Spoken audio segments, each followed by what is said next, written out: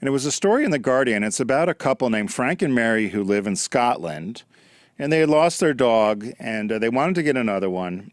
And so they waited a number of years, and they wanted to get a female dog, and they found this Jack Russell, female dog named Molly. They wanted a female dog. So they registered Molly at the local vet, and I love this, the way the Brits write. We took her to the vet, she got all her jabs, which I guess is like shots. Yeah, her needles, yeah, her pin. It's only when we started to take her for walks outside after about 3 months that we noticed some peculiarities in her behavior.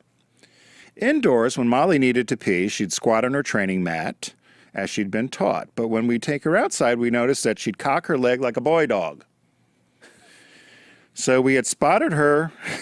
We had spotted this before. She had a little tiny appendage between her back legs. We didn't think much about it until we noticed that it did cause her some discomfort when she sat down.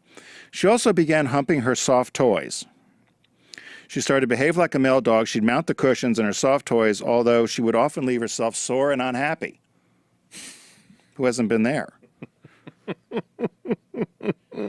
So they took her to the vet to find out what's going on. So they were upset. They took her to the vet. The vet came back, got another vet, said he hadn't seen this before, sat Frank and Mary down and said, "We think your dog's a hermaphrodite." I was wondering if you were going in that direction. So poor Mary was upset, thought that was another form of cancer. They said, "No, it looks like your dog has two sets of sex organs, yeah. And they actually have a name for it. It's called pseudohermaphrodite.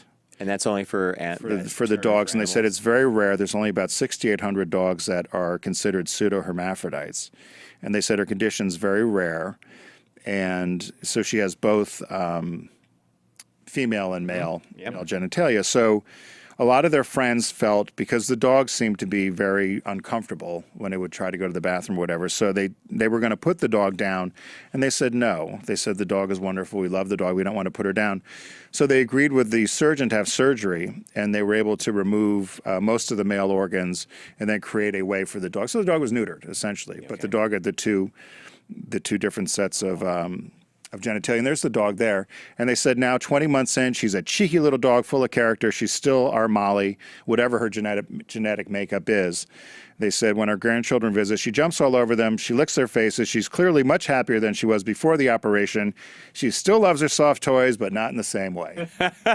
That's a good one. So so the headline was, "My dog underwent gender reassignment surgery." And I thought that was... I think the vet in the background of that picture holding up the implement looks very threatening there, whatever he's doing, yeah. So that was from Brian and from The Guardian, but and there's little Molly there. But I thought that was interesting one as well, and just so happened I had polar bears and the dog Molly.